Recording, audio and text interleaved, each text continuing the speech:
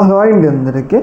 రీసెంట్గా జగన్మోహన్ రెడ్డి గారు పులివెందుల్లో జరిగిన ఎన్నికల పరిస్థితుల మీద ఒక ప్రెస్ మీట్ అయితే నిర్వహించబోతూ ఉన్నారన్నమాట. మనం చూసుకున్నట్లయితే నిన్న పులివెందుల్లో చాలామంది వైసీపీ కార్యకర్తలు ఓట్లు వేయడానికి పోలింగ్ బూత్లకు వెళ్తే ఆల్రెడీ వాళ్ళ ఓట్లు వేరే వాళ్ళు వేశారు, మీ ఓటు ఇక్కడ లేదు అన్నట్లుగా చాలామంది వైసీపీ అనుకూల ఓటర్లకి చేదు అనుభవం, నిరాశ ఎదురైందనమాట. ఎంతో ఆశతో ఓటు వేద్దామని వెళ్తే అక్కడ ఎవరో తమ ఓట్లు వేశారని చెప్పేసి చాలామంది బయటకు వచ్చి ఆ విషయాన్ని చెప్పారు.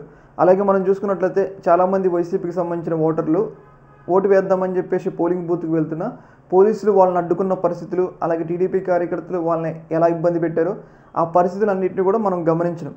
అయితే ఇలాంటి సందర్భంలో ఏదైతే ఈ పులివెందుల ఎన్నికల జరిగిన తీరు, అలాగే టీడీపీ వాళ్ళకి ఎలా సహకరిస్తుంది, పోలీసులు వాళ్ళకి ఎలా సహకరిస్తున్నారు, అలాగే ఎన్నికల కమిషన్ చూస్తూ ఊరుకోవటం, అలాగే బహిరంగంగానే ఎప్పుడో 30 సంవత్సరాల క్రితం రిగ్గింగ్ చేసేటోళ్ళు కానీ ఇప్పుడు బహిరంగంగానే సోషల్ మీడియాలో వచ్చినా కానీ పక్క నియోజకవర్గాల నుంచి వచ్చి ఇక్కడ రిగ్గింగ్ చేయటం, వీటన్నిటి విషయాలతో జగన్మోహన్ రెడ్డి గారు కొన్ని సంచలనమైన ఆధారాలతో ప్రెస్ మీట్ నిర్వహించాలి అని చెప్పేసి నిర్ణయం తీసుకోవడం జరిగింది. ముఖ్యంగా ఇక్కడ పోలీసులు కూడా టీడీపీ కార్యకర్తలాగా వ్యవహరిస్తున్నారు. అలాగే ఎన్నికల కమిషన్ కూడా అంత జరుగుతున్నా కానీ నిద్రపోవటం, వీటన్నిటి విషయాల మీద మనం చూసుకున్నట్లయితే పోలింగ్ జరిగే సందర్భంగా ఎవరు అంటే మనం చూసుకున్నట్లయితే మంత్రులు కానీ అలాగే ఎమ్మెల్యేలు కానీ ఎవరు కూడా అక్కడ ఉండకూడదన్నమాట. కానీ నిన్న టీడీపీకి సంబంధించిన మంత్రి రాంప్రసాద్ రెడ్డి పోలింగ్ బూత్లోకి వెళ్ళి ఒక వైసీపీ ఏజెంట్ని కొట్టారన్నమాట ఒంటిమిట్టలో.